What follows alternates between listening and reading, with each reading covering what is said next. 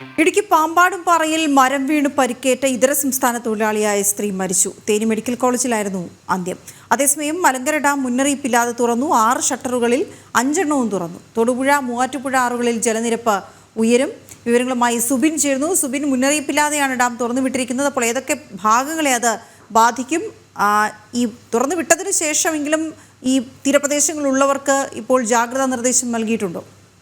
നിലവിൽ അല്പം മുമ്പാണ് ഈ മലങ്കര ഡാം തുറന്നതുമായി ബന്ധപ്പെട്ടുള്ള ഔദ്യോഗികമായ ഒരു സ്ഥിരീകരണവും മുന്നറിയിപ്പും ജില്ലാ ഭരണകൂടത്തിന്റെ ഭാഗത്തുനിന്നുണ്ടാകുന്നത്. ഇന്ന് പുലർച്ചയോടുകൂടി തന്നെ ഡാം തുറന്ന് വെള്ളം പുറത്തേക്ക് ഒഴുകിയിരുന്നു. യാതൊരുവിധ മുന്നറിയിപ്പും കൂടാതെയാണ് നിരവധി ആളുകൾ താമസിക്കുന്നുണ്ട്. പ്രധാനമായും തൊടുപുഴ, അതുപോലെ തന്നെ മൂവാറ്റുപുഴ ആറുകളിലേക്കാണ് ഈ വെള്ളം കൂടുതലായി ഒഴുകിയെത്തുന്നത്. കൂടാതെ ഈ വെള്ളം തിരിച്ചുവിടുന്ന മറ്റ് കനാലുകളുമുണ്ട്. ഈ കനാലുകളിലെല്ലാം തന്നെ ക്രമാതീതമായി വെള്ളം ഉയരുന്ന ഒരു സാഹചര്യം ഉണ്ടാവുന്നുണ്ട്.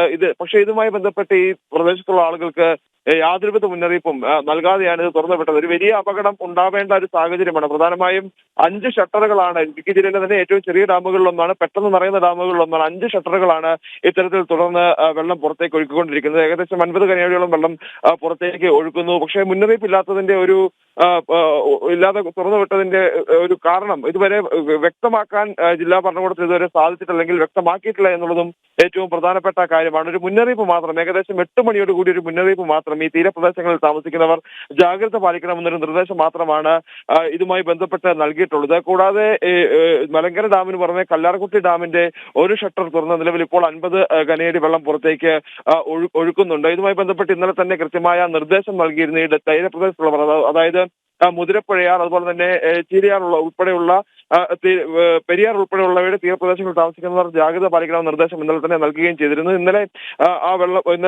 രാത്രിയോടുകൂടി ഏകദേശം 15 സെന്റിമീറ്ററോളം ഉയർത്തിയ വെള്ളം പുറത്തേക്ക് ഒഴുകി. അതിനുശേഷമാണ് ഈ വെള്ളം കൂടുന്ന സാഹചര്യം ഉണ്ടായതോടുകൂടി ഇന്ന് രാവിലെ ഷട്ടർ കൂടുതൽ ഉയർത്തുന്ന ഒരു സാഹചര്യം ഉണ്ടായിട്ടുള്ളത്. എന്തായാലും ജില്ലയിൽ ഇപ്പോഴും ഇടവിട്ട് ശക്തമായ മഴ തുടരുന്ന ഒരു സാഹചര്യമുണ്ട്. പ്രധാനമായും തൊടുപുഴ, മൂന്നാർ, കട്ടപ്പന ഉൾപ്പെടെയുള്ള നെടുങ്കണ്ടം ഉൾപ്പെടെയുള്ള പ്രദേശങ്ങളിൽ ഇടവിട്ട് ശക്തമായ മഴ തന്നെ പെയ്യുന്നുണ്ട്. ഇപ്പോൾ നിലവിൽ എല്ലാ മേഖലകളിൽ നിന്നും മഴ മാറി നിൽക്കുന്ന ഒരു സാഹചര്യമുണ്ട്. പക്ഷേ മൂടിക്കെട്ടിയ ഒരു അന്തരീക്ഷം തന്നെയാണ് ഉള്ളത്. ഇതിൽ ജില്ലയിൽ ഈ മഴക്കെടുതിയുമായി ബന്ധപ്പെട്ട ഒരു മരണം ഇന്ന് പുലർച്ചെ റിപ്പോർട്ട് ചെയ്തിട്ടുണ്ട്. അത് പാമ്പാടും പാറയിൽ നിന്നാണ്. ഇതര സംസ്ഥാന തൊഴിലാളിയായിട്ടുള്ള ഒരു സ്ത്രീയാണ് മരിച്ചത്. ഇന്നലെ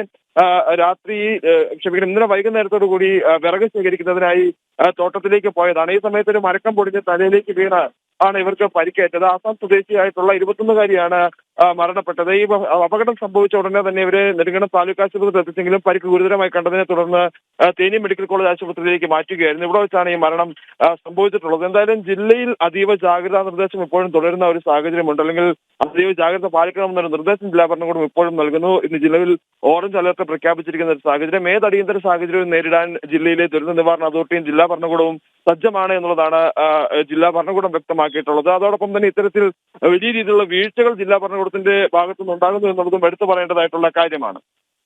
ഓക്കെ, ശരി സുബിൻ.